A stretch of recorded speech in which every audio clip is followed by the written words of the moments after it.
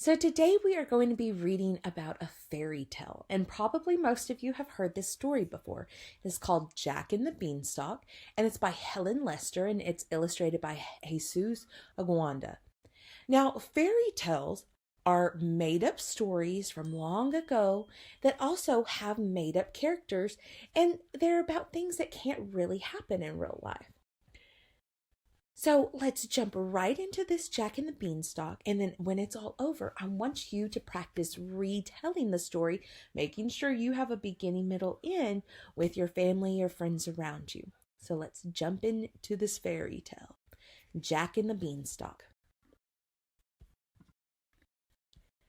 Once upon a time, a boy named Jack lived with his mother in a poor little hut. What money they had for food came from selling milk from their cow, Musetta.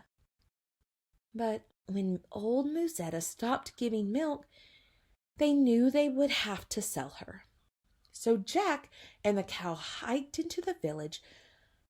Hours later, Jack returned alone with a handful of beans. Beans? Beans. "You've got to be kidding me!" yelled Jack's mother.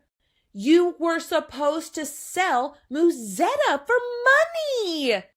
Beans can't buy us food." "But the beans are so pretty," said Jack.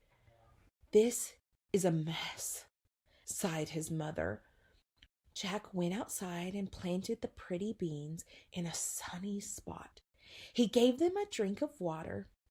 Maybe, just maybe, they would grow. And grow they did.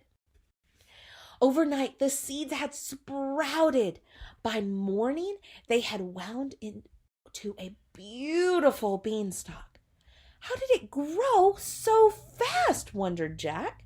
It had grown up, up, up, and out of sight beyond the clouds.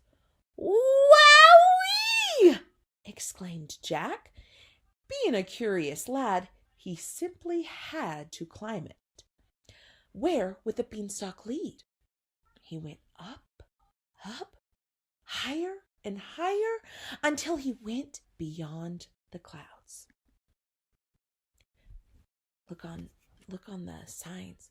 "Go away, only giants allowed. Beware, large hungry beans." Ta-da! Jack gazed upon an enormous castle. He saw some creepy-looking signs, too. From inside the castle, a voice boomed.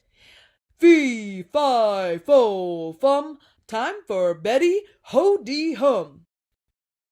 On the ground was a little bag of gold. Jack looked left, he looked right, and swipe! Down the beanstalk he went with his treasures. The big sleeper surely wouldn't miss such a small bag. At the sight of the gold, Jack's mother allowed herself a smile. The next morning, Jack climbed the beanstalk again. "Fee, fi, fo, fum, time for Betty, ho-dee-hum."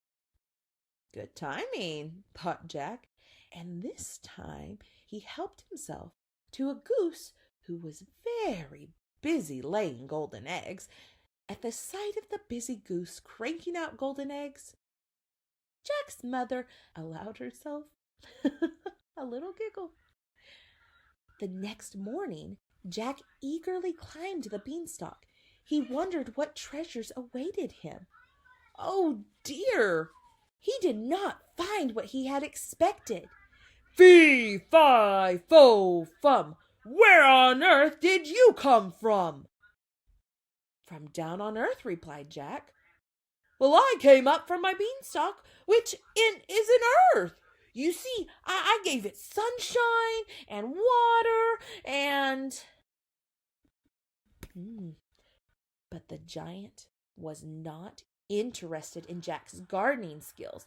He was hungry. Jack, being nimble and quick, hurried down the beanstalk. As the giant followed and was halfway down, Jack grabbed an axe, whacked the beanstalk, and splat! "My toe hurts," whimpered the giant. "And how will I get home?" "I'll show you," said Jack kindly. First, he showed the giant how to water the beanstalk. Together, they cared for the plant. It grew up, up beyond the clouds.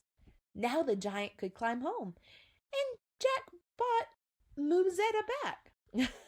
He returned everything he had taken from the giant. The gentle giant told his new friends they could keep the goose. From that day on, Jack, his mother, the goose, and Musetta had plenty to eat and lived happily ever after. Once in a while, they invited the giant down for a giant feast.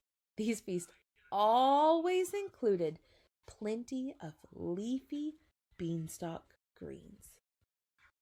So, like we said, this is a fairy tale. This was made-up characters with made-up events and things that happened. But the one good thing about fairy tales is they're old stories that are easily remembered and easily told back. So practice going and retelling this story with your family.